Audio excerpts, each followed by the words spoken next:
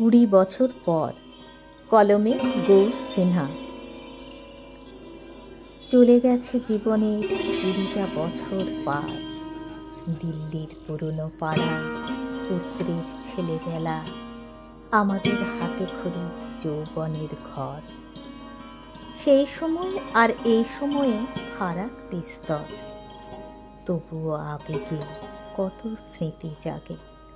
দেখি চারপাশে মেলাবার আসে, ঝটিকি সফরে ফিরে দিল্লি আবার। প্রয়াগেতে স্নান সেরে তারও আগে অযোধ্যা, লখনৌ, বেনারসে ঘুরে ঘুরে সব শেষে যৌবন স্মৃতিপথে দিল্লির পথে পথে ঘুরে দেখা ফিরে দেখা দিল্লি আবার।